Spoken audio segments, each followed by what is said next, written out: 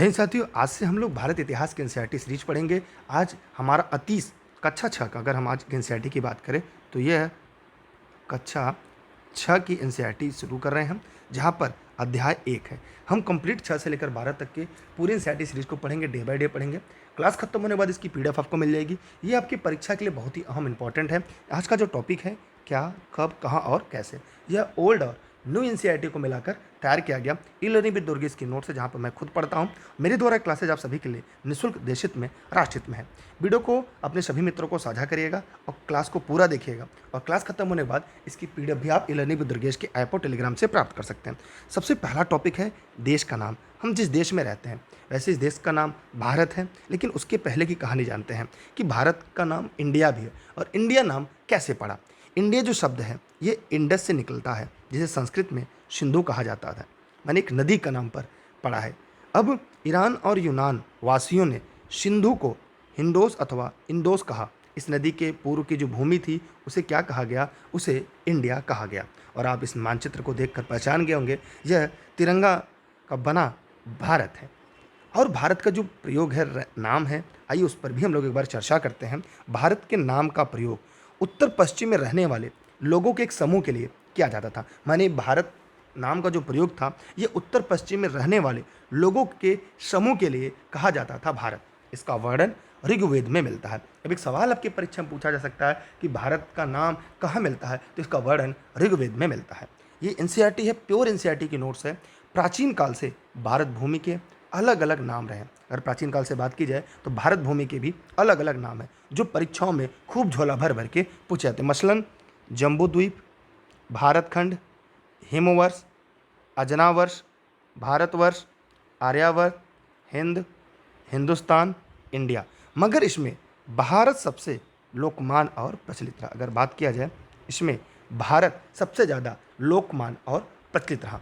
अब एक तरह से देखा जाए, भारत की पर्यायवाची भी आपको मिल गई। अब परीक्षा में थियरी वाले अगर सवाल आएंगे तो आप कर लेंगे, ऑब्जेक्टिव आएंगे वो भी कर लेंगे। और एक बार हम लोग पूरी एनसीईआरटी पढ़ने के बाद हम इसके एमसीक्यू पर भी फोकस करेंगे। अब जानते हैं अतीत के बारे में कैसे जाने। हाँ, अब पहला है पांडुलिपि। पांडुलिपि भी पूछा जाने वाला टॉपिक है, खासकर जब मुख्य परीक्षा के लिए अगर आप एनसीईआरटी को पढ़ रहे हैं, सिविल सर्विस के लिए पढ़ रहे हैं, तो ये एनसीईआरटी आपके लिए बहुत ही महत्वपूर्ण है। चाहे किसी भी भर्ती परीक्षा के लिए तैयारी करें, क्योंकि एनसीईआरटी सभी की बेस और सभी की नींव है। पांडुलिपि ये पुस्तकें हाथ से लिखी होती थी, ताड़ के पत्रों, भुर्ज के पेड़ की छाल से निर्मित होती थी। यह भोजपत्र पर लिखी जाती, किस पर? यह भोजपत्र पर लिखी जाती थी पांडुलिपि। अंग्रेजी में इसके लिए मैन्युस्क्रिप्ट शब्द, लैटिन शब्द मेन्यू जिसका अर्थ है हाथ है।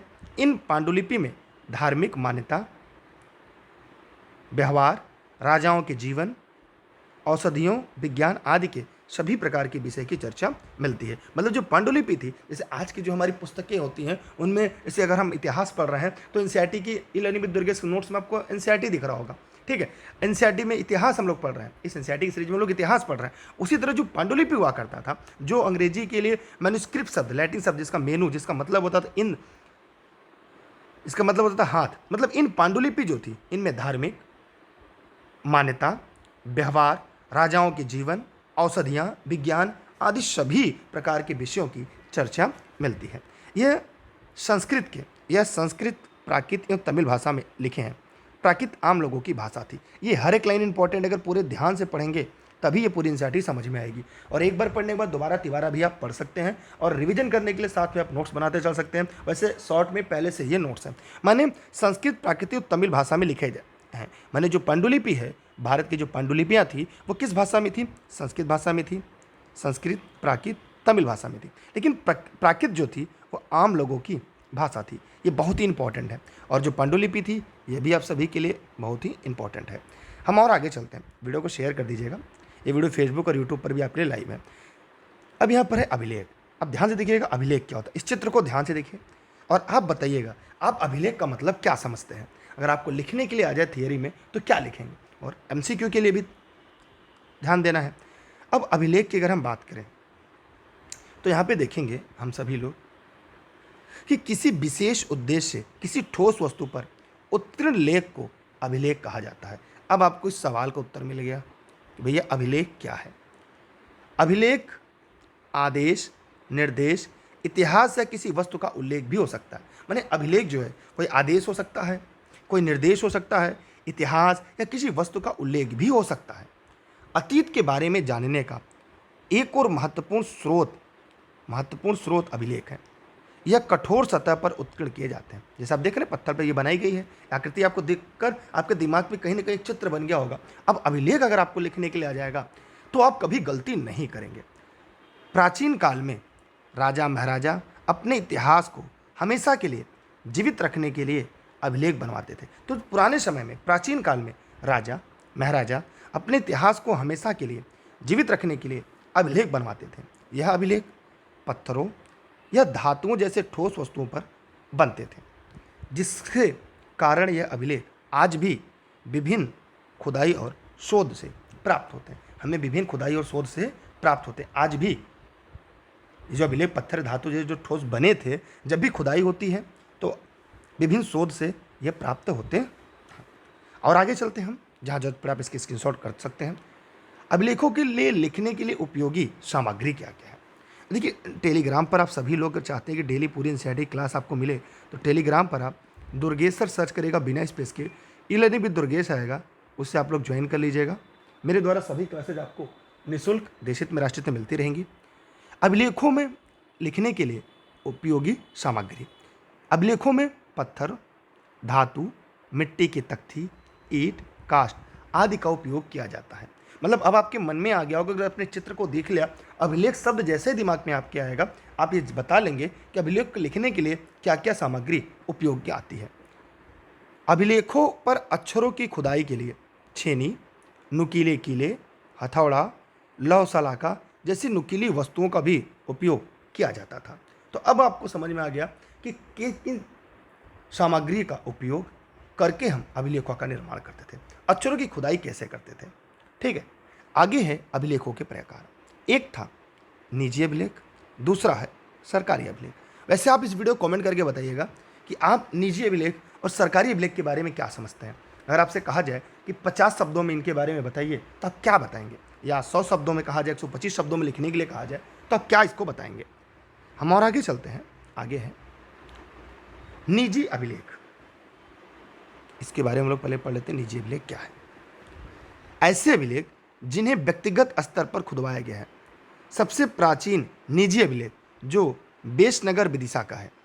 यह अभिलेख एंटियालिकिट से राजदूत हेलियोडोरस द्वारा खुदवाया गया, जो राजा भागभद्र के दरबार में आया था। यह वैष्णव धर्म का सबसे प्राचीन अभिलेख भी है। ये बहुत ही इंपॉर्टेंट है। एनसीईआरटी के नोट्स की बात की जाए तो बहुत ही इंपॉर्टेंट, बहुत ही अहम है। आगे अगर हम देखें सरकारी अभिलेख। अब आपके मन में आ गया सरकारी अभिलेख क्या है। ऐसे अभिलेख जो शासक द्वारा जन सामान्य को सूचना देने के लिए स्थापित किए जाते थे। ऐसे अभिलेख पवित्र स्थानों, चौराहों या भीड़ वाले स्थानों पर लगाए जाते थे। इसका उद्देश्य क्या था। अब मेरा सवाल है, निजी अभिलेख और सरकारी अभिलेख, इन दोनों के क्या क्या उद्देश्य थे। उस समय किस उद्देश्यों से निजी अभिलेख और सरकारी अभिलेख खुदवाए जाते थे। कमेंट करके वीडियो में जरूर बताइए। गलत या सही आपके जवाब आने चाहिए। और अपने सभी मित्रों को शेयर कर दिए, सभी को साझा कर दीजिए और बता दीजिएगा कि एनसीईआरटी की series e learning with Durgesh पर शुरू हो गई है। अब एक है पुरातत्वविद। पुरातत्वविद जो थे, अब इनके बारे में जान लेते हैं। ये सभी इंपॉर्टेंट है आपके लिए। वे व्यक्ति जो अतीत में बनी वस्तुओं का अध्ययन करते थे, मतलब अध्ययन करते थे, या अध्याय गलत हो गया, इसे अध्ययन करते थे, जिस युक्ति से धरती में दबे इतिहास के पन्नों को उजागर किया जाता है, उसे पुरातत्व कहा जाता है। अब आपके मन में आ गया कि पुरातत्व क्या है। माने धरती जमीन के अंदर दबे जो इतिहास के पन्ने हैं, जो पुराने समय के लोगों ने, प्राचीन काल लोगों ने चाहे इस्तेमाल किया, जिससे उनको जुड़ाव है, जो भी मिट्टी के नीचे दफन है, वे सब पुरातत्व कहलाते हैं। पुरातत्व सुस्पष्ट भौतिक अवशेषों के अध्ययन का विषय है। यह निरंतर भौतिक पर्यावरण और प्राकृतिक पर्यावरण में होने वाले बदलाव का अध्ययन करता है। यह पृथ्वी के नीचे दबी, देखिए यहाँ पृथ्वी है, पृथ्वी के नीचे दबी वस्तुओं का अध्ययन कर किसी संस्कृति या सभ्यता के विषय में तथ्य उजागर करता है। ये किसी संस्कृति और सभ्यता के विषय में तथ्य उजागर करता है। पृथ्वी पर अनेकानेक परिवर्तन होते रहते हैं और धीरे धीरे ये परिवर्तन मानव के अतीत बन जाते हैं। पृथ्वी पर अनेकानेक परिवर्तन होते रहते हैं और धीरे धीरे ये परिवर्तन मानव के अतीत बन जाते हैं और पृथ्वी की सतह में दबकर ये आधुनिक समाज से दूर हो जाते हैं। इन अतीतों को पड़ताल करना पुरातत्व का कार्य है और जो व्यक्ति इन्हें अध्ययन करते हैं उन्हें पुरातात्विद कहा जाता है। तो हम लोगों ने देखा कि जो हमारी जो पुरातत्व सुस्पष्ट भौतिक अवशेषों का अध्ययन का विषय है, यह निरंतर भौतिक पर्यावरण और प्राकृतिक पर्यावरण में होने वाले बदलाव का अध्ययन करता है। पृथ्वी के नीचे दबी वस्तुओं का अध्ययन कर किसी संस्कृति या सभ्यता के विषय में तथ्य उजागर करता है। पृथ्वी पर अनेकानेक परिवर्तन होते रहते हैं और धीरे धीरे ये परिवर्तन मानव का अतीत बन जाते हैं और पृथ्वी की सतह में दबकर ये आधुनिक समाज से दूर हो जाते हैं। इन अतीतों को पड़ताल करना ही पुरातत्व कहलाता है, जैसे कि आप इस चित्र में देख पा रहे हैं। अब आपके समझ में आ जाएगा ये पुरातत्व हो गया और ये जो व्यक्ति है ये पुरातत्वविद हो गया। ठीक है, ये क्या कर रहा है, क्या इसका परिवर्तन रहा है, इसको लिखने में आप अपने दिमाग का प्रयोग करके भी लिख सकते हैं। पुरातत्व की अगर हम बात करें तो पुरातत्व मुख्य रूप से खुदाई आदि से प्राप्त वस्तुओं की पड़ताल करता है। जो पुरातत्व है ये क्या है, मुख्य रूप से खुदाई आदि से प्राप्त वस्तुओं की पड़ताल करता है। पुरातात्विद उत्खनन से प्राप्त अवशेषों की जांच करते हैं और उन पर अपनी राय रखते हैं। अच्छा, उत्खनन क्या होता है, कमेंट करके बताइएगा। तो किसी राजा के साम्राज्य, किसी युद्ध स्थल, किसी टीले आदि स्थलों और जंगलों आदि के से पुरातात्विद उत्खनन कार्य से वहाँ प्राप्त करते हैं। इसके साथ साथ औजारों, अभिलेखों, हड्डियों, बर्तन, मूर्तियाँ, लिखित अभिलेख आदि से प्राचीन कालीन मानव के रहन सहन के विषय में जानकारी प्राप्त करते हैं, जैसे पत्थर व ईंट से बनी इमारतें, अवशेष, चित्र, मूर्तियाँ इत्यादि। तो मतलब औजार, अभिलेख, हड्डियाँ, बर्तन, मूर्तियाँ, लिखित अभिलेख आदि से प्राचीन काल के मानव के जो रहन सहन थे उनके विषय में जानकारी प्राप्त होगी। कैसे रहते थे, क्या खाते थे, कैसे युद्ध करते थे, सारी चीज़ उनके बारे में जान होगी। पत्थर ईंट से बनी इमारतें, अवशेष, चित्र, मूर्तियाँ इत्यादि का। अब जानते हैं इतिहासकार। अब आप जरा बताइए, आपके मन में तुरंत आ गया कि इतिहासकार क्या है और कौन होते हैं। इतिहास वह है जो इतिहासकार वह है जो इतिहास लिखें। इतिहासकार वह है जो इतिहास लिखे।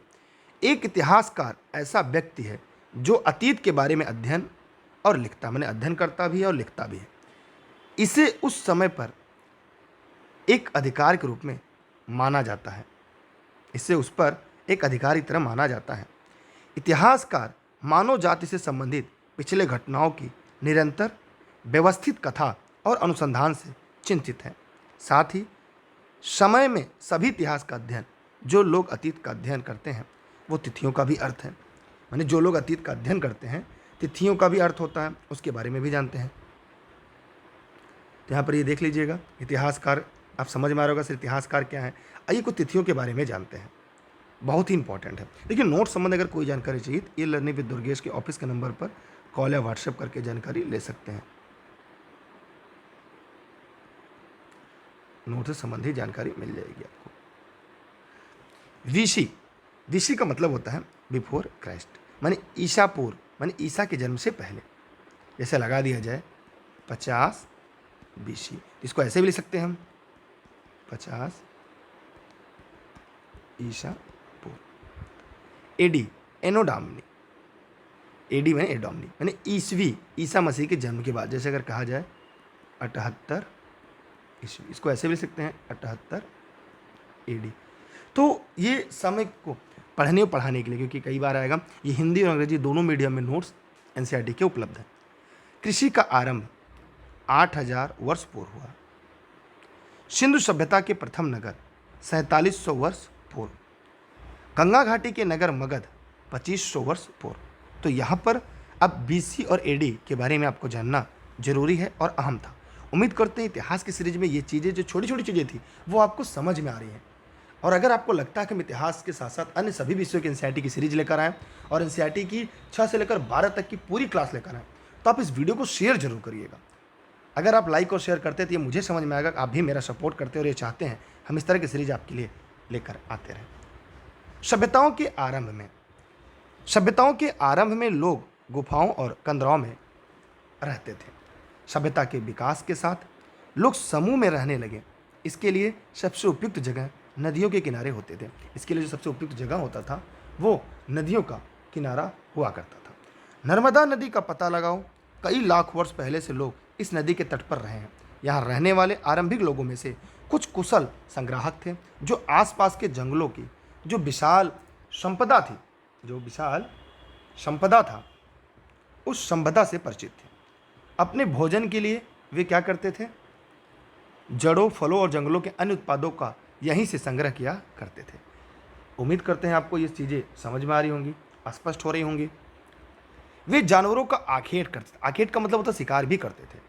ये शब्द थोड़ा थोड़ा आपको मिलेगा और इस शब्द के बारे में भी आपको समझते हुए, जानते हुए चलना पड़ेगा। इन सभ्यताओं में सिंधु घाटी की सभ्यता, बेबीलोन और मेसोपोटामिया की सभ्यताएं भी प्रसिद्ध हैं। ये पूछा जाता है अगर इन सभ्यताओं की बात की जाए तो इन सभ्यताओं में सिंधु घाटी की सभ्यता, बेबीलोन और मेसोपोटामिया की सभ्यताएं भी प्रसिद्ध हैं। ठीक है, अब सिंधु व सहायक नदी, ये एनसीईआरटी है कक्षा 6 की, हमारा अतीत। अब सिंधु नदी के बारे में देखेंगे। सिंधु नदी जम्मू और कश्मीर के गांदरबल जिले में स्थित है। यह कश्मीर घाटी की एक महत्वपूर्ण नदी है और झेलम नदी की एक प्रमुख सहायक नदी है। गत्रीबल में सिंधु नदी बेहद शांत और सुंदर दिखती है। यह नदी शुरू में सिंध घाटी भी बनाती है। हिमालय के ऊबड़ खाबड़ इलाकों से होकर इस नदी का एक अनूठा प्रवाह पथ भी है। अब देखिए शब्दकोश आपको मिल रहे हैं, लिखने के लिए शब्द मिलेंगे आपको, इसीलिए एनसीईआरटी अहम होता है। इस नदी का प्रवाह और अधिक तीव्र हो जाता है क्योंकि हिमालय की कई सहायक नदियाँ मुख्य नदी से मिल जाती हैं। सिंध नदी का उपयोग महत्वपूर्ण आर्थिक गतिविधियों के रूप में मछली पकड़ने, सिंचाई के लिए भी किया जाता है। निम्नलिखित खंडों में सिंधु नदी के जल निकासी विवरण, नदी परियोजनाओं, मानव जाति गतिविधियों का विस्तार से वर्णन किया गया है। मतलब यहाँ पर अगर हम बात करें तो सिंधु नदी के उपयोग की महत्वपूर्ण आर्थिक गतिविधियों के रूप में मछली पकड़ने के लिए इसका उपयोग हुआ है, सिंचाई के लिए भी इसका उपयोग किया जाता था। और खंडों में सिंध नदी के जल की निकासी का विवरण मिलता है। परियोजनाओं, मानव जाति गतिविधियों के विस्तार का भी वर्णन किया गया। 4700 वर्ष पूर्व में आरंभिक नगर फल फूले गंगा तटवर्ती के इलाकों में, माने फले फूले जो थे, माने 4700 वर्ष पूर्व आरंभिक नगर जो थे फले फूले गंगा व तटवर्ती के इलाकों में 2500 वर्ष पूर्व नगरों का विकास शुरू होता है। गंगा व सोन नदी, गंगा के दक्षिण में प्राचीन काल में मगध की स्थापना, माने गंगा के दक्षिण में प्राचीन काल में मगध की स्थापना, ये इंपॉर्टेंट है। हर एक लाइन आपके लिए इंपॉर्टेंट क्योंकि प्योर एनसीईआरटी है, इसलिए बहुत ही बारीकी से तथ्यों को पढ़िएगा, समझिएगा। अब सिंधु नदी का उपयोग हम लोग देखेंगे। अब सिंधु नदी उपयोग में क्या है? इस नदी के पानी का उपयोग सिंचाई, घरेलू उद्देश्यों के लिए भी किया जाता है। विभिन्न नहरों के माध्यम से सिंधु नदी के पानी का उपयोग सिंचाई के लिए भी किया जाता है। इस नदी के पानी को विभिन्न उपचार संयंत्रों में भी उपचारित किया जाता है ताकि यह पीने के लिए भी उपयुक्त हो सके। रंगील जल उपचार संयंत्र सिंधु नदी से कश्मीर घाटी में घरेलू और पीने के उपयोग के लिए पानी वितरण में महत्वपूर्ण है। सिंधु नदी में नेविगेशन मुख्य रूप से नीचे से गांदरबल शहर तक किया जाता है क्योंकि यहाँ पानी का बहाव जो है वो धीमा हो जाता है। सिंधु नदी विभिन्न जलीय प्रजातियों का प्राकृतिक आवास है, जैसे ट्राउट इंपॉर्टेंट है, सुटगर्न, अन्य और विभिन्न अन्य मछलियाँ। वहाँ ट्राउट विभिन्न प्रकार के हैं जैसे ब्राउन ट्राउट, इंद्रधनुष, बर्फ ट्राउट इस नदी में सबसे आम मछलियाँ हैं। इसलिए आर्थिक गतिविधियों के रूप में मछली पकड़ने के लिए सिंधु नदी का भी उपयोग किया जाता है। अच्छा, मेरा एक सवाल है, दुनिया की जितनी भी सभ्यताएं हैं उनका विकास नदियों के किनारे क्यों हुआ है? इस सवाल का जवाब अगर नोट्स बना रहे हैं हमारे साथ तो लिख लीजिएगा अपने नोट्स में, या आप इस वीडियो के कमेंट में, चाहे फेसबुक में, चाहे लर्निंग विद दुर्गेश ऐप में, चाहे यूट्यूब पर, इस वीडियो कहीं भी देख रहे हैं क्योंकि निःशुल्क सीरीज है, कहीं भी वायरल, कहीं भी शेयर हो सकती है। तो इसके लिए आप जहाँ भी इसे देख रहे हैं उसका जवाब दीजिएगा कि दुनिया की जितनी सभ्यताओं का विकास हुआ है उन सभी सभ्यताओं का विकास नदियों के किनारे ही क्यों हुआ है। यात्राओं की अगर हम बात करें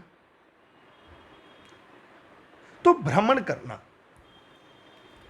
करना, घूमना मानव के स्वभाव में शुरू से रहा है, आज भी है और आज भी लोग घूमते हैं। हम देखते हैं कि सभ्यताओं का विकास कुछ ही जगहों पर हुआ, लेकिन धीरे धीरे लोग फैलाते गए। यद्यपि प्रारंभ में आवागमन के साधन नहीं के बराबर थे, साथ में पहाड़ियाँ, पर्वत, समुद्र की प्राकृतिक बाधाएं भी थी। आज तो पुल बनाकर, जहाज से, गाड़ी से, सड़क बनाकर चले जाते, लेकिन प्रारंभ में ऐसा नहीं था। हालांकि लोगों के लिए इन बाधाओं को पार करना आसान नहीं था। जिन्होंने ऐसा चाहा वे ऐसा कर सके, वे पर्वतों की ऊंचाई को छू सके, गहरे समुद्रों को पार कर सके। इसके पीछे कई कारण थे, जिसमें मानव मन की जिज्ञासा, भोजन की तलाश और कालांतर में व्यापार की संभावनाएं भी शामिल है। मैंने यात्राएं मनुष्य को प्राचीन काल में क्यों जरूरी पड़ी, क्यों उनको यात्राएं करनी पड़ी, इस सवाल का भी जवाब है। उनको बाधाएं थी, फिर भी उन्होंने समुद्र की गहराई को नाप लिया, पर्वत की ऊंचाइयों को उन्होंने छू लिया। और आगे चलते हैं। अगर हम तिथियों की बात करें, ऐतिहासिक तिथियों की अगर हम बात करें, हमारी सभ्यता अति प्राचीन है। यद्यपि सतयुग और त्रेता युग के प्रमाण उपलब्ध नहीं है, फिर भी द्वापर के अंतिम भाग से लेकर अब तक का लिखित तथा भौतिक प्रमाण उपलब्ध है। लेकिन आज तिथियों की गणना विक्रम संवत, ईस्वी संवत आदि से की जाती है। ये एकदम इंपॉर्टेंट है आपके लिए, वैसे पूरी नोट्स इंपॉर्टेंट है। अगर कोई तुमसे तिथि के विषय में पूछे तो तुम शायद उस दिन की तारीख, माह, वर्ष, जैसे कि 2000 या इसी तरह का कोई एक और वर्ष बताओ, जैसे 2030 वर्ष की यह गणना ईसाई धर्म प्रवर्तक ईसा मसीह के जन्म की तिथि से की जाती है। अतः 2000 वर्ष कहने का मतलब है ईसा मसीह के जन्म से 2000 वर्ष बाद से है। ईसा मसीह के जन्म से पूर्व की सभी तिथियां ईसा से पहले के रूप में जानी जाती हैं। इस पुस्तक में हम 2000 को अपना आरंभिक बिंदु मानते हुए वर्तमान से पूर्व की तिथियों का उल्लेख करते हैं। तो ये पूरी एनसीईआरटी थी और एनसीईआरटी की नोट्स के माध्यम से हमने इस पूरे टॉपिक को पढ़ाने का प्रयास किया, क्या, कब, कहाँ और कैसे। इसकी जो नोट्स है उसके लिए आप टेलीग्राम ऐप इंस्टॉल कर सकते हैं। टेलीग्राम पर अगर आप जुड़े तो ठीक है, नहीं जुड़े हैं तो अभी दुर्गेश सर सर्च करके ई लर्निंग विद दुर्गेश पर जरूर जुड़िएगा। इस यूट्यूब चैनल पर अगर आप नए हैं तो चैनल को सब्सक्राइब करके बेल आइकन दबा के रखिएगा और वीडियो को जहाँ भी देख रहे हैं शेयर जरूर करिएगा। Facebook, Instagram, Twitter, YouTube, e learning with Durgesh, इसके अलावा भी अन्य प्लेटफॉर्म पर भी, क्योंकि ये निःशुल्क क्लास आप लोग को मिलती रहेंगी। और अगर आप नोट संबंधित कोई भी जानकारी चाहते हैं, इस नंबर पर कॉल या व्हाट्सएप करके जानकारी ले सकते हैं। और ई लर्निंग विद दुर्गेश के ऐप पर जाएंगे, 6 से लेकर 12 तक की संपूर्ण एनसीईआरटी हिंदी और अंग्रेजी मीडियम में, इंग्लिश मीडियम में अलग अलग विषयवार आपको एक जगह मिल जाएंगी, जो आपकी तैयारी में काफ़ी अहम और महत्वपूर्ण भूमिका निभाएंगी। अब हम एक और अगले वीडियो के साथ आएंगे, जहाँ पर इसका एक अगला अध्याय पढ़ेंगे, माने पाठ 2, अध्याय 2, हमारा जो इतिहास है उसके सेशन को लेकर। तो आप वीडियो को शेयर जरूर करेंगे। वीडियो को चाहे फेसबुक पे देख रहे हैं, चाहे यूट्यूब पे कहीं भी देख रहे हैं, लाइक करने के साथ साथ वीडियो को शेयर करेंगे। अगर आप वीडियो को लाइक और शेयर करेंगे तो हम इसी के साथ 6 से लेकर 12 तक की संपूर्ण एनसीईआरटी की सीरीज सभी विषयों की क्रमवार आपके लिए लेकर आते रहेंगे। थैंक यू, बाय बाय, जय हिंद, जय भारत। हाँ, वीडियो कैसा लगा कमेंट सेक्शन में कमेंट करके बताइएगा। क्या चाहते हैं इसके हम पूरी कंप्लीट 6 से लेकर 12 तक की वीडियो आपके लिए लेकर आए। Bye bye.